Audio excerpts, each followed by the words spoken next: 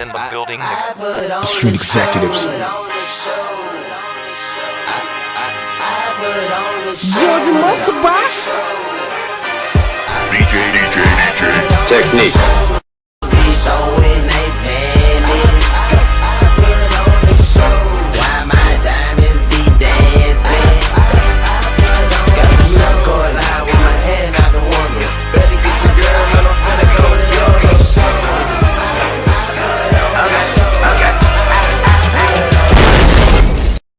What's happening, everybody? Of course, it's your host, Young Brink. You're tuning into the #1 music and entertainment TV show in Memphis and the Mid-South. I'm talking about BrinkTV. Now, joining me is a legend in the game. I'm talking about the beautiful, the lovely, and the strong, my girl LaChat. How you doing? You know. Believe that. Of course, I got to say thank you for coming on the show. It means a lot to us here at BrinkTV. Thank you for having me. Most deaf. Now, we got a lot to talk about, but I want to take it to the origins. I want to talk about the beginning. Like, how did you get your start in music? Well, you know, like I always tell everybody, I've really been rapping since I was like 7, 8, 9, 10-ish, you know. But the big break came from I was going to East summer school, and I ran into Lil North. Okay. And doing talent shows and stuff, and he was rapping with Juicy at the time. Yeah. You know, I said, I can rap. You know, he heard me rapping. Like, oh, you bumping. Yeah. So I'm going to tell Juicy about you. So Juicy ended up out the blue one day, popped up, called me. Yeah. He like, hello? I'm like, hello? He like, what's up, this Juicy? Yeah. I'm like, Juicy? Yeah. You know, keep in mind, we bumping all the Juicy J tapes and all the DJ Paul tapes and all that. So I'm like, he like, I heard you can rap. I'm like, yeah, I can rap. He was like, let me hear something. Yeah. I'm like, my mom in the room. So you weren't finna spitting up a Juicy J because moms was in the room. Yeah. You definitely ain't want to do all the cussing and all that, right? But I hate that because he was like, oh man, you don't want to do nothing. And hung up. Yeah. I was like, oh man, missed my turn. Yeah. So later on that night, about 11, 12, he called me back. Yeah. He like, hey, how you doing? It's Jordan. Not Jordan. Right. He was Jordan then. He like, Juice. Yeah. I like, oh, okay. So this time, I wasn't finna miss. Yeah. I went outside. Yeah. I was like, you still want to hear me rap? Yeah. He was like, yeah, I want to hear you rap. Yeah. So now I went outside and I flowed, you know. I could have been like 7th grade. Okay. 13 years old. Yeah. He was like, you want to put me on the Juicy J7. So he put me, him, and Crunch Black. Okay. Song called Pop Pop Till You Drop. Okay. So that's on YouTube. Y'all can check that out too. Definitely do that. Okay, so you started early in the hip hop game, you know. Who was you listening to? Like, who you was bumping? My MC Light. Okay. She my #1 topic. Yeah, MC Light, you know. I got much love for the bread. But MC Light, that's my girl. Yeah. Now, the first time I saw you and the first time I heard you, let's talk about the first time I heard you. The first time I heard you on this song, when I say weak ass, you say exactly. That was the joint off of When the Smoke Clears album. Hey, that was probably like the first CD I bought at the store. Cause my mama ain't really let us, you know, bump the rap. So we used to sneak off and get it, you know. So I snuck out to the store, paid the little, I think it was $13.99. Yeah. Boy, back when we was buying CDs. But bought the CD, I listened to that thing cover to cover. And when your part came in, I was like, who is that? She bumping hard. Now, the first time I actually saw you, got a visual of you was on the Sipping on the Scissor. To this day, Sipping on the Scissor. Still one of my favorite songs. To this day. Rest in peace, Pimp C, man. Most you just, if you met Pimp C, he is what he is. Right. He ain't no pretender. He loved me. Yeah. He loved me. I remember we came back to the room and he like, Chat, you hungry? Yeah. You know, I like, yeah, I'm hungry. He bring out Ruby Tubes to dinners. And we had other folks talking about they hungry. He was like, oh, I ain't got no more. I ain't got no, yeah. But I'm going to tell you one thing, my last remembrance of Pimp C, and this was like years after that, he came to Memphis to the premiere. Right. And, you know, I love the premiere. Much love. I don't know who brought him that night, but it for sure wasn't Lil Wook. So this ain't had nothing to do with Lil Wook, but I knew Pimp C was in town, so I'm like, man, we going to see Pimp C. This is my guy. Right. This is my dog. We getting up there. Man, I'm talking about these people had me and my folks behind the ropes like we fans. And I go to the premiere every week. You know, I'm like, come on now. So Pimp C come up there. He come up the steps. He like, man, what y'all doing? Hold up, man. Y'all must know that here chat. Man, y'all move these ropes, man. Come on. Yeah. What y'all doing, man? Come on, y'all. Who with you? Who with you? Yeah, they with man. Come on. You know, sometimes just like that. Sometimes Memphis security just got that selective memory. I'm like, really? Because hey, sometimes I really got to charge to the game because I be in the club. That's why I hardly go to the club no more. Y'all got to pay me to be in y'all club. But it was like they knew because I was still clubbing. One thing about me, everybody know I never stop clubbing. Yeah. I think that what made me most streetish because I hit the D&D every Thursday, every Sunday. Yeah. I hit the premiere every Sunday. In the Montana room. I hit the Montana room. I hit the Hard Rockers. I hit 2001. I never stopped clubbing, so they knew me. Yeah. So, you know, he wrapped his show. We was in the VIP, man. He took me, put his arms around me. Yeah. He wrapped his whole show with his arms around me. Yeah. And that was much love. That's love right there. That's love. Now, another song that you real known and famous for is that Chicken Head, man. How did Chicken Head come about? Man, Pat just came in the room like, Chat, got a song, big. Yeah. I'm like, what? Like, it's called Chicken Head. Yeah. I'm like, Chicken Head. So we laughing about it, and then I was writing in one room, he was writing in another room, and then all of a sudden he came in and was like, man, we need to be arguing. Right. We didn't have a clue what he was gonna say. He didn't have a clue what I was gonna say. Right. So I wrote my bars, he wrote his bars, and we put it together, and you know, came out. The first platinum record. Right. First platinum record that, you know, hypnotized my head. And then y'all snapped back with the Baby Mama jump. It was on the Baby Boy soundtrack. Baby Boy soundtrack. Major. I'm talking about motion picture. You know what? We viewed it. We went to see the preview of Baby Boy, so I got to meet everybody that was in the movie. Yeah. And when my verse came out, you know, and then when it came out, I took my mama. I went to see it with everybody. I took my mama. I took my brothers. We just went. And every time they played it in the you know, the theater, people didn't know I was in there. But just because they heard me in there, they were going crazy. Going in. So that was big. Another song. Because of course, you know, my two verses was played in the song, you know. Another song, you say they going in, they going crazy. Another song come to mind, them going crazy. It's that Whoop That Hoe. Yo, Gotti. Man, how did that whole situation happen? Man, you know, a lot of people think that's my song. They love that song.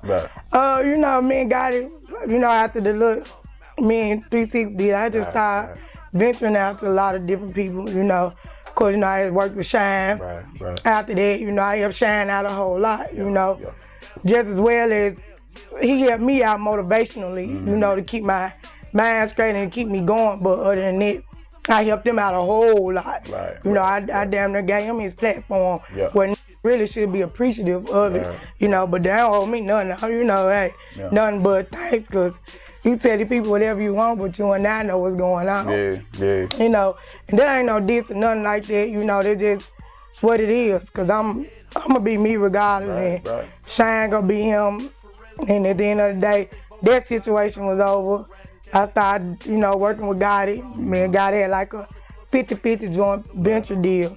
And we was just coming together, putting projects together. And when he came with Whoop That Hoe, you know, I had to drive to Nashville because Gotti done recorded in Memphis, which I don't blame him. You know, so we went to Nashville and I jumped down and didn't know it was going to be as big as it was going to be. And that's how it came. Man, to this day, as soon as your verse come in, like they go crazy. Man, I do it at the show. Sometimes the promoters tell me, you can't do that song you get. You can't do it, but I be so high. I wait to the end of the show. And say, well, they said I couldn't do this song. And I do it, they break out fighting, I'm gone. Gone out the door, got that check, believe that. Now, was there any like friction, you know, because of course that was around the time where the beef was going on between Gotti and 3-6. Like, was there any friction like towards your direction for, you know, joining for? Well, you know, one thing about it, everybody know me. And when you're a hustler, you go eat. You know what I'm saying? Regardless, the rap game is just like the streets. If you ain't eating good at one table, you gonna go to another table. You know what I'm saying? And as long as I wasn't being disrespectful about it, and I'm an artist and I'm good at what I do, I feel like, you know, I ain't dissing you, you ain't dissing me. And I never had no friction. I always had much love and respect in the streets from even the artists that, you know, I used to work. Because if you can see, me and Paul been working back together lately, and even Juicy, you know, You know, it wasn't no friction. All right, here we are, 2016. So what you got going on these days? Anything upcoming we should talk about or what? Well, you know, I use rap now. First of all, I need to say, get well soon, Womack. You know, my brother, I always speak on him, so everybody, if you don't know the story, you know it. You gonna know it this time, in the next interview, Right. My brother Womack, you know, he had a fall 2 years ago. You know, he slipped and broke his neck and spine, and he paralyzed from the neck down. And of course, I'm 38, he 39. And everybody know me, know I always kept Womack with me. Right. Everywhere we went on the road, matter of fact, we was on the road when it happened. Right. And so for him to take that fall, even in school, we were like twins. Right. He failed a grade, I failed the grade so I could be in the same grade with him. Right. So we always was close, so by him taking that fall, that kind of did a whole turnaround on my life, you know. He went in the hospital, then he went in a nursing home, and it looked like a morgue to me. Every time I went in there, I couldn't deal with it, and I was like, why is he in this place? Yeah. And I was like, 'cause we don't got nobody to take care of him. Right. We didn't have nobody in the family to take care of him. That's how they felt. So, you know, I wouldn't get all my credentials, you know, so I can get the health care and all my license and stuff that I needed. And, you know, I brought him home. Yeah. Brought him home because I was like, you know, this ain't where you finna end up. Right. We gonna either get well or get used to it. Yeah. So from that point on, I brought him home. We came up with the logo. I am strong. These is t-shirts. We've been selling them. They $10, so y'all know y'all can hit me up. We been selling them. If you got one, appreciate you. If you ain't got one, get one because it make them strong. You know, and I take care of him. And rap is like my side chick, my side thing. Right. Now, you know, I do it for fun because either way I go, I'm a woman. Mm-hmm. You know, I'm a wife. Yeah. So people that don't know that, I'm a wife. Yeah. Don't nobody dump me if I was y'all girlfriend before you heard this. So, you know, I'm a wife, I'm a mother. Mm-hmm. My son 20 years old now, the time they need me the most. Yeah. You know, I'm a daughter. Yeah. My mother's older, the time that she need me the most. Right. And I'm a sister, you know, to two brothers. I got another brother that died, got killed. And I'm a sister to the time that they need me the most. Right. And a lot of people don't understand that the industry is not really for women to chase. You know what I'm saying? They say it's a male-dominant game, and somewhat I agree with them, and somewhat I don't, because we can do the same thing if we want to. That's true. But one thing about a woman, a real woman, you ain't gonna chase this industry. You gonna take time out to be that wife, to be that mother, to be that sister, to be that daughter that you got to be, because I'm sure a lot of men that made it so big, they done missed out on some of the biggest moments, the precious times, even probably some of the biggest funerals. You right. Chasing this industry. You right. You know what I'm saying? So, you know, my son 20, this the time he need me the most. When he was little, I was on the road all the time. My mama had him. You know, I was just sending money home and buying gifts, but all the time, I wasn't raising my son. Right. You know what I'm saying? So now, I do it because people still love me to do it. Yeah. You know what I'm saying? So I'm working on a mixtape. Gotta be called ratchet, because I'm still gonna be ratchet, you know.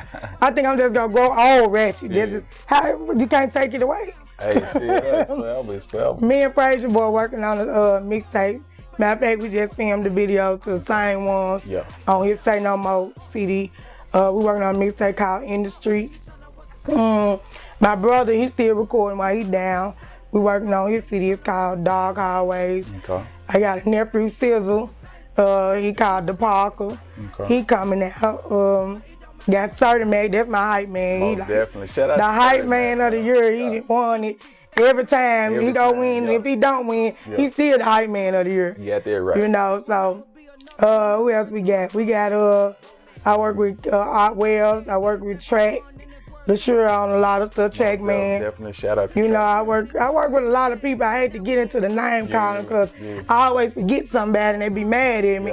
And I got a Atlanta family, Tan and Booty, all them, but y'all, let's not get into this. We ain't gonna get into this roll call, not today, you know. Go ahead and give them all your social media and tell them about that shirt right there. Oh, okay.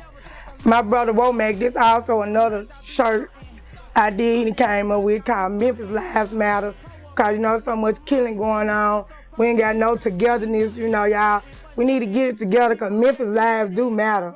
You know, we got to go against these other cities now. You know, so y'all can get up with us, these $10 too. Matter of fact, I'm gonna sport one of these myself. You know, get well. I'm gonna put that joint on tonight when I hit this all black apparel.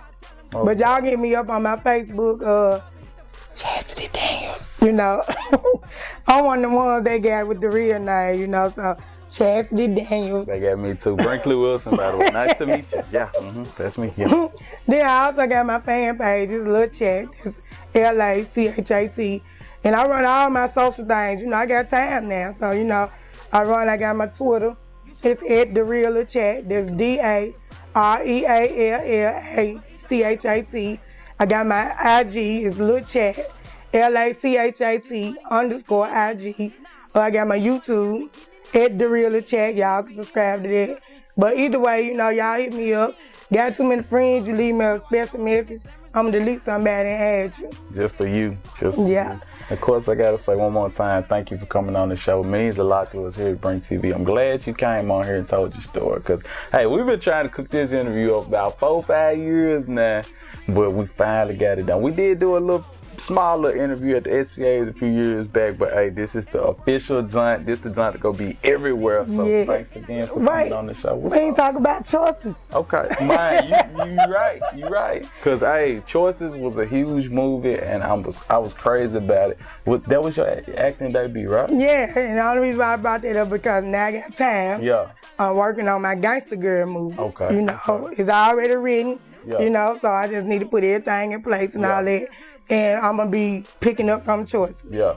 You know, even though it comes so long, but y'all remember I went to jail. Yeah. So that's where I've been in jail. So when y'all see Gangsta Girl and y'all see me coming from jail, you have to go back and watch Choices to see where they're coming from. But Choices, it was real fun. Real fun. I'm so glad you brought up Choices because I gotta talk about one of my favorite parts. 5 are dead now. 5. What'd you say? Should have been 6. One man said, "Oh my God, you let one get away." Love that part. Shout out to the big homie DJ Paul, Juicy J. They killed it, man. Speaking of DJ Paul, you know, we got the Watch What You Wish album out. You know, we all got it, went on tour last year. You know, we lost 2 great. Never, nobody else would be like them. Can't replace them. Man, Coops the Nickel, you know. And Lord Infamous, you know, I always gotta send my little look. I get teary soon when I bring them up. Man, cause them fun times, fun money, fun guys, my brothers, you know. And I tell this story every time when people say, "What's my funniest time with Lord?" I gotta tell y'all this story. Me and Lord, my computer, y'all know computer. Yeah. Okay, we was out of town. We was in Vegas. Boy, and Lord was so crazy. Lord was like, Chad, let's go mess up computer room. I got computer key. Boy, we done went in computer room. We done took all his clothes. We done messed up his bed. Lord done put the clothes in the tub. Boy, we just destroyed this man's room. And later on at night, they was like, somebody broke in computer room. You know, we see him at the desk. I'm laughing so hard, I couldn't even stop laughing. So the next morning, we on the tour bus. And they was like, y'all want to hear something funny? Somebody trashed computer room. Man, that stuff funny. Computer like, man, that stuff wasn't funny. Me and Ricky was laughing so hard. I was like, Ricky, I've been telling Ricky, don't tell it. Don't tell him. Please don't tell it. That motherfucker hold water. Hold him. He said, me and Chad did it. They looking at like, it wasn't even funny no more. But man, Ricky, rest in peace. Love you so much. Shout out C6, you know, that's his son, Ricky Donegan Jr. And you got Loco and you got Rebellious. They doing their thing. You know, they picking up where 3-6 left off. But, you know, of course, Paul doing his thing. He got his new Mafia for Life thing that he just dropped. Juicy for sure doing his thing. Pat doing his thing. Everybody really still just, you know, we living. We out here. So don't ever think we lacking. Praise your boy. Shout you out. White, shout you out. You know, much love to all my family. My mama, hey, ma. She love when I say that.